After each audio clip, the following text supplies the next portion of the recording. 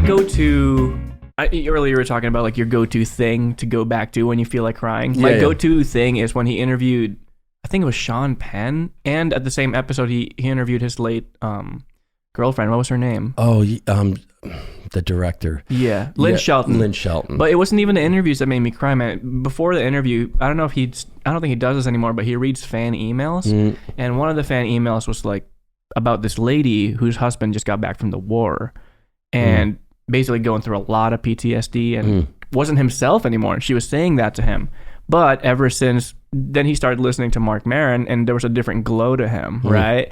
And every time he would come back home, he would tell her about this show, and they ended up going to see him live. And her husband was just like a regular person after that. Like all the weight of the war fell off him when Mark was talking to him. So like the same like kind of positive attributes to like microdosing and for PTSD came from listening to Marc Maron. Yeah, dude. And then Mark started crying, dude. And it just gets me crying. Mark started crying? Yeah, dude. On the air. On the air. Wow. Yeah. I got to show you that clip later because I would love to see it. It's really emotional. Oh, dude. You're goosebumply right now? Yeah. Wow. Yeah. A little bit.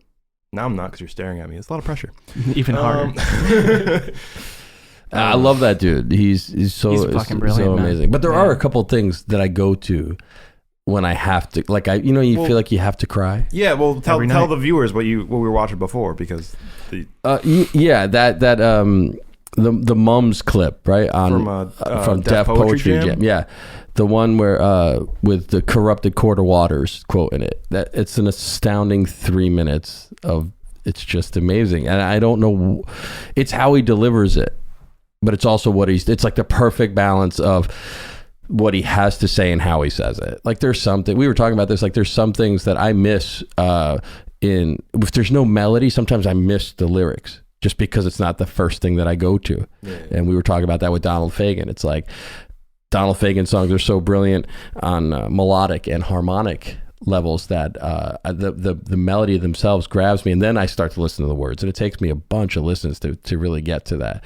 But with the Mums, some things just cut right through that, and the Mums clip really does do that. There's two things that will immediately, and I controlled myself because I was amongst you two and I didn't want you to see me cry, but if I'm by myself or if I need to cry. If you start crying, I will start crying, bro. Oh my God. I will be like, you're fucking crying right now. Stop that. I want to see what happens to me when you two start crying.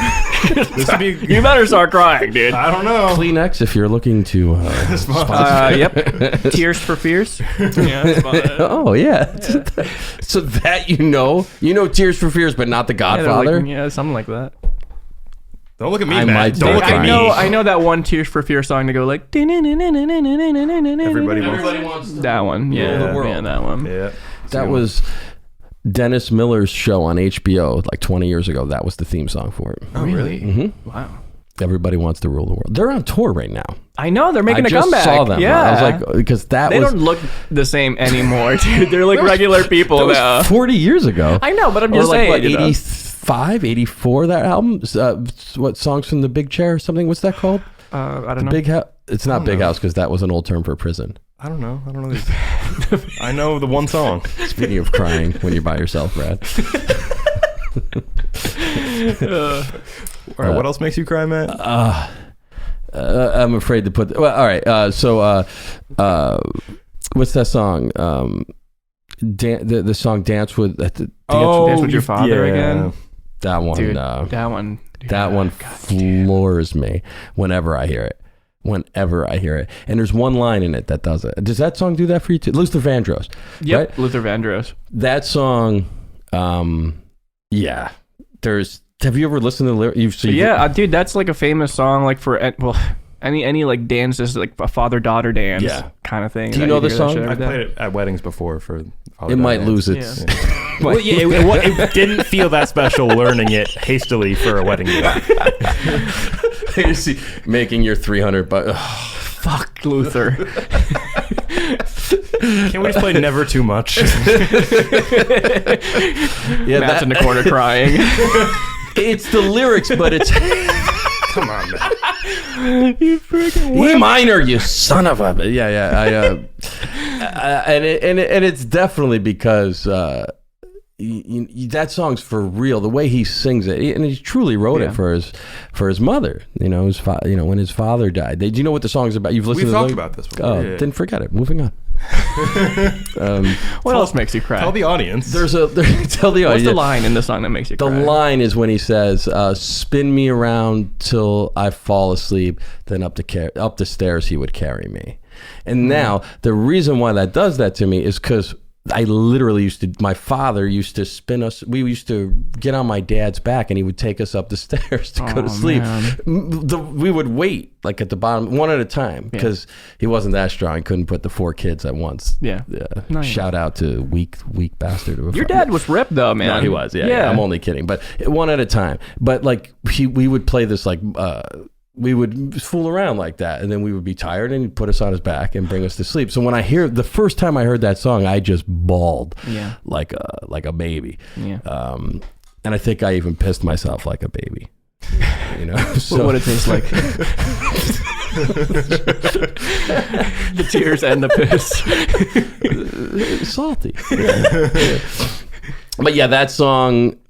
I remember the first time I heard it, it's the way he delivers it, you know, but each stanza, there's 3 stanzas in that. And they're just, you know, like all of the things about loss that he talks about, from the different perspectives, from being a child, to his mom crying, you know, and just wishing for just trading everything for that one moment where you could just have it back for a second.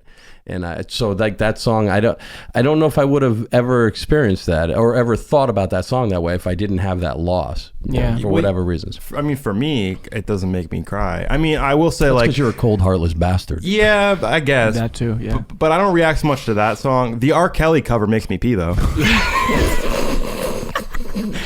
How'd it taste? Let me ask you a question. How long have you been thinking about that line? Like, just be honest. Just like shortly after you said the pee thing. You're like, on deck.